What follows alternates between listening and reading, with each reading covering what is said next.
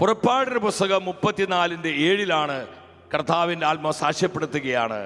തെറ്റുകളും കുറ്റങ്ങളും പാപങ്ങളും ക്ഷമിച്ചുകൊണ്ട് ആയിരങ്ങളോട് കരുണ കാണിക്കുന്നവൻ, ആയിരങ്ങളോട് കാരുണ്യം കാണിക്കുന്നവനാണ് നമ്മുടെ കർത്താവ്. സന്തോഷത്തോടെ ഹല്ലേലൂയ പറഞ്ഞേ. ഹല്ലേലൂയ. ആയിരങ്ങളോട് കാരുണ്യം കാണിക്കുന്നവൻ അവിടെ തെറ്റുകളും കഠോരമായ പാപങ്ങളും അവരുടെ മലിനതകളും അശുദ്ധികളെല്ലാം ക്ഷമിച്ചുകൊണ്ട് ആയിരങ്ങളോട്, പതിനായിരങ്ങളോട് കാരുണ്യം കാണിക്കുന്ന കൃപാലുവായ ദയാലുവായ ദൈവമാണ് കർത്താവായ യേശുക്രിസ്തു. നമ്മൾ ആരും കുറ്റബോധത്തിൽ ഐ ആം നോട്ട് വർത്തി അല്ലെങ്കിൽ ആ ഗിൽറ്റി ഫീലിംഗിൽ എനിക്കിതൊന്നും പ്രാപിക്കുവാൻ, എനിക്കിതൊന്നും സ്വന്തമാക്കുവാൻ യോഗ്യതയില്ല, ഞാൻ കഠോരമായി പാപം ചെയ്ത വ്യക്തിയാണ്, ഞാൻ ഒരുപാട് കർത്താവിനെ സങ്കടപ്പെടുത്തിയിട്ടുണ്ട്, എനിക്ക് ഈ കൃപ ലഭിക്കുമോ, ഈ അഭിഷേകം കിട്ടുമോ, എനിക്ക് വിശുദ്ധിയിൽ ജീവിക്കാൻ പറ്റുമോ, നമ്മൾ ആരും സംശയിക്കേണ്ട.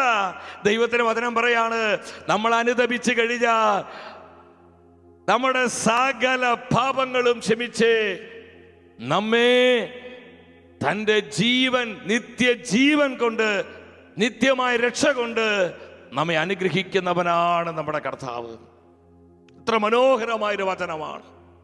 നിയമാവർത്തന പുസ്തകം 7:9 ഇത് തന്നെയാണ് പരിശുദ്ധാത്മ പറയുന്നത്. അതിനാൽ നിങ്ങൾ അറിഞ്ഞുകൊള്ളുക. എന്താ നമ്മൾ അറിയേണ്ടത്? നമ്മുടെ കർത്താവ് ആരാണ് നമ്മൾ അറിയണം. ഈ അറിവില്ലായ്മയാണ് നമ്മൾ ഇന്ന് പലരും വഴിതെറ്റി പോകുവാൻ, കർത്താവിനെ വിട്ടുപേക്ഷിച്ച് പോകുവാൻ, സഭ വിട്ടുകളഞ്ഞു പോകുവാൻ ഒക്കെ ഇന്ന് അനേകര് പിശാചിന്റെ കെണിയിൽ പെട്ടുപോകുവാൻ ഇടയായിത്തീരുന്നത്. നമ്മുടെ കർത്താവ് ആരാണെന്ന് അറിയണം. നമ്മൾ അവന്റെ വചനം പഠിപ്പിക്കുകയാണ്. നിങ്ങൾ അറിഞ്ഞുകൊള്ളുക, നിങ്ങൾ ദൈവമായ കർത്താവാണ് ദൈവം.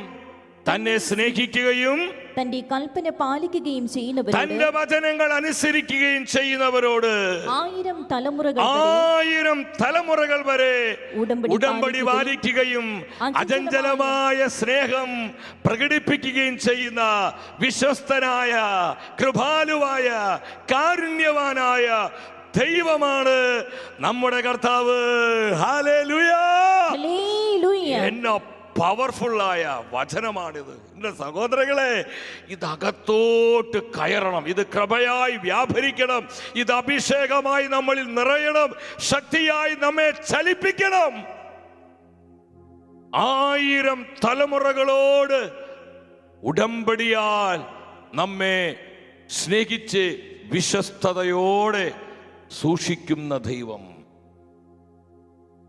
നമ്മുടെ കർത്താവ് ആരാണ് നമ്മൾ അറിയുമ്പോഴാണ് നമുക്ക് അവൻ അധികമായി സ്നേഹിക്കാൻ കഴിയുന്നത്. ദാനിയേൽ പ്രവചനം 9:9 വീണ്ടും ദൈവാത്മാ പറയുന്നു, ഞങ്ങളുടെ ദൈവമായ കർത്താവേ, കാരുണ്യവും പാപമോചനവും അങ്ങയുടേതാണ്. കാരുണ്യം അത് ദൈവത്തിൻ്റെതാണ്.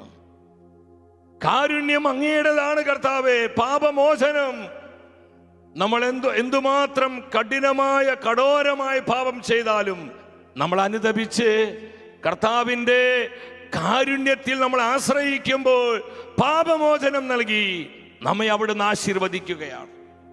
നമ്മെ അവിടുന്ന് വീണ്ടെടുത്ത് തൻ്റെ വീണ്ടെടുപ്പിൻ്റെ അനുഭവം കൊണ്ട് നമ്മെ നിറയ്ക്കുകയാണ്.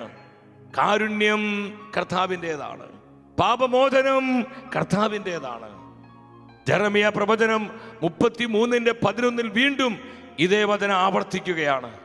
വീണ്ടും സന്തോഷധ്വനികളും ആനന്ദഘോഷവും മണവാളിന്റെയും മണവാട്ടിയുടെയും ആ ആനന്ദത്തിന്റെ സ്വരവും സൈന്യങ്ങളുടെ കർത്താവിനെ സ്തുതിക്കുവിൻ. അവരെന്താ പറയുന്നത്? കർത്താവിനെ സ്തുതിക്കുക. നമ്മുടെ കർത്താവ് നല്ലവനാണ്. God is good. പറഞ്ഞ കർത്താവ് നല്ലവനാണ്. പറഞ്ഞ എല്ലാവരും അവിടുന്ന് നല്ലവനാണ്. കർത്താവ് നല്ലവനാണെന്ന് പറഞ്ഞേ. കർത്താവ് നല്ലവനാണ്. ഒന്നും കൂടി ഉറക്കെ പറഞ്ഞേ, കർത്താവ് നല്ലവനാണ്. കർത്താവ് നല്ലവനാണ്. സ്നേഹത്തോടെ പറഞ്ഞേ, കർത്താവ് നല്ലവനാണ്. കർത്താവ് നല്ലവനാണ്. നമ്മുടെ കർത്താവ് ആരാണ്? നല്ലവനാണ്. നമ്മുടെ കർത്താവ് ആരാണ്? നല്ലവനാണ്. ഇത് കൃപയായിട്ട് നമ്മളിൽ അങ്ങ് കത്തണം. നമ്മുടെ കർത്താവ് ആരാണ്? നല്ലവനാണ്. God is good. God is good. God is good. നമ്മുടെ ജീവിതത്തിൽ എന്തൊക്കെ സംഭവിച്ചാലും കർത്താവിന്റെ സ്വഭാവത്തിന് മാറ്റം വരുന്നില്ല. നമ്മുടെ കർത്താവ് നല്ലവനാണ്, നല്ലവനാണ്. വീണ്ടും വചനം സാക്ഷ്യപ്പെടുത്തുകയാണ്, അവിടുത്തെ ഈ കാരുണ്യം അനന്തമാണ്. അവിടുത്തെ കാരുണ്യം നമ്മൾ നേരത്തെ പാടിയില്ലേ, അവിടുത്തെ കാരുണ്യം അനന്തമാണ്. ദൈവത്തിന്റെ കാരുണ്യം അത് ഒരു ദിവസത്തേക്കല്ല, അത് ഒരു ആഴ്ചത്തേക്കല്ല, ഒരു മാസത്തേക്കല്ല, ഒരു വർഷത്തേക്കല്ല, 100 വർഷത്തേക്കല്ല. ദൈവത്തിന്റെ വചനം സാക്ഷ്യപ്പെടുത്തുന്നു, ദൈവത്തിന്റെ കാരുണ്യം അനന്തമാണ്, അനന്തമാണ്. അത് നിത്യം നിലനിൽക്കുന്നതാണ്, അത് മാറ്റമില്ലാത്തതാണ്.